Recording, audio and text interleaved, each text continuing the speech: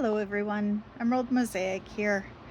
Um, I've been having some interesting dreams lately, and I think this is partly a reflection of something that has been going on in my life. That um, there's a person that I had a misunderstanding with, and part of it had to do with being able to see the other person's perspective. And my dreams have actually been kind of reflecting that. I've had two dreams that involved conflicts between two different groups. And in each one, the one I actually, towards the end of the dream, I was no longer part of the group. I kind of zoomed up to a top down perspective, and I could actually hear not just the words, but also the thoughts of people from both sides, both groups. And in another, I was still part of the primary group, but I just felt very sad about the conflict itself. And in that dream, the group that I belonged to was actually driving out this other group from their home.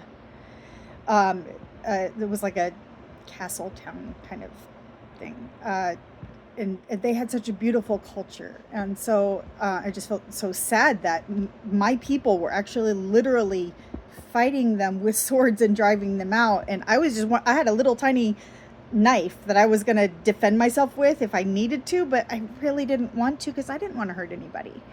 Um, so this whole idea of stepping into somebody else's shoes has really been on my mind lately. And there's songs even. There's a country song, I think it's from the 80s. I think it's called Bakersfield, but I could be wrong. But I just remember the end of the chorus. He says, "How many of you that sit and judge me ever walked the streets of Bakersfield?" So um, people talk a lot about being able to put yourself in somebody else's shoes. And so I decided to write a little something on Thursday this past week that would just kind of make that practical. So I'm going to tell you a tale of two perspectives. So, part one, Eva. Once upon a time, there was a woman I'll call Eva who had a strong interest in military strategy. She enjoyed studying it, watching it, and watching and critiquing movies with military conflict, and playing war-centered games. Anytime she found someone who shared her interest, she became animated as they discussed their favorite military leaders and strategies. Eva had a friend I'll call Martin, who had no interest in anything related to violence. Their friendship was based on other mutual interests, but Eva always felt frustrated that she couldn't share her deepest interest with Martin. Martin said he didn't, every time, I need to stop looking at the screen because then I don't focus on reading. Every time she brought it up, Martin said he didn't want to talk about it. Eva just couldn't understand why he didn't want to talk about it. She asked, but every reason Martin gave seemed like a weak excuse to her. She argued about his reasons, trying to convince him to let her talk about her passion, but Martin held firm. Finally, Martin told her that if she continued to bring it up, he would have to end the friendship. Eva felt stunned and hurt. Her greatest passion was rejected by a person she thought was her friend, and it felt like a rejection of her very self. She wondered if it was even worth it to try and remain friends anymore, despite how much she admired him for other things. Part 2, Martin.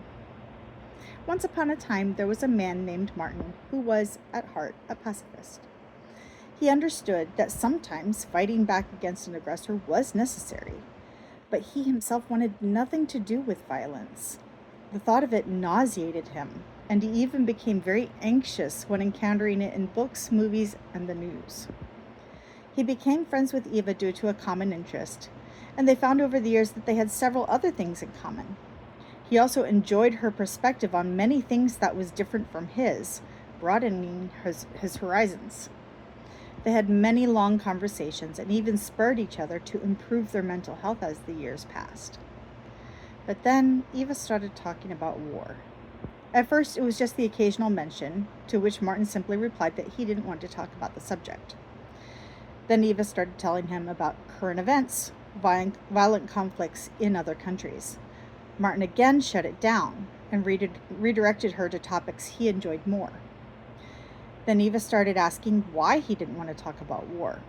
He tried to explain, but she had a counter to every single reason he gave. He stopped wanting to give her reasons because he just didn't want to argue about it. He just wanted his preference to be respected. But Eva wouldn't drop it. And finally, Martin told her that if she kept bringing it up, he would have to end the friendship. He felt very sad because he felt like he was losing a friend. It seemed to him as if none of their mutual interests mattered to Eva if she couldn't also talk about war, and he really missed the connection they had. Why couldn't she just respect his preference and let it go, he wondered. Didn't she have other friends to talk about war with? Why couldn't she comprehend the effect that the topic had on him and choose to protect him the way he was trying to protect himself? Part 3, you. Which of these characters do you relate to more? Are you able to think about times when you felt more like the other character? Think about an interpersonal conflict you are experiencing or have recently experienced. If you were to write about it from the other person's perspective, how do you think it would go? Putting ourselves into someone else's shoes is very difficult, of course. It takes effort to understand where they're coming from and to validate their experience, especially when we disagree with their perspective and or values. This skill, however, is very important for conflict resolution. It requires an understanding that every action has a function for that person, even if it causes harm. It requires empathy, which is, quote, the action of understanding, being aware of, being sensitive to, and vicariously experiencing the feelings, thoughts, and experience of another, according to Merriam-Webster. It requires a lack of condemnation and acceptance of the other person as having intrinsic value. And with some effort, it can be learned. If you're going to ask somebody why they did something, do so with the intent to understand, not persuade. If their answers don't make sense to you, try to pinpoint the part that doesn't make sense and keep asking questions without judgment about that part. Keep your opinions to yourself during this process. Remember, even harmful behaviors serve a function for the person or they wouldn't do it. And remember also that you are an imperfect human being, just like the other person. So while you're at it, ask yourself why you do or believe certain things without judgment. What functions do your behaviors serve? What need do they meet? As you begin to understand, you will probably also find a sense of compassion growing inside you. And compassion for another person completely changes the tone of the conflict from me versus you to us versus the problem. If both parties are able to reach this point, conflict resolution is so much easier. Of course, you can only control yourself, and you can't force anyone to understand you. That being said, making the effort to understand the other person helps them feel seen and heard, and just might enable them in turn to make the attempt to understand you. It's certainly worth a try, I believe. And if it doesn't work, at least you've practiced a valuable skill. So that's the essay that I wrote. I posted it on my LiveJournal account, which I primarily use to share things that I think are worth sharing.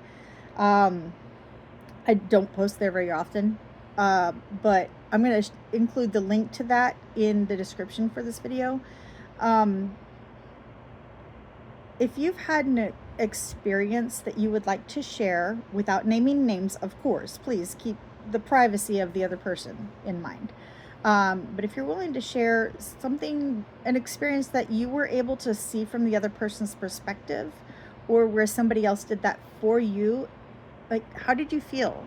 How did it go? Did it help? You know, was, did it create problems? I don't know.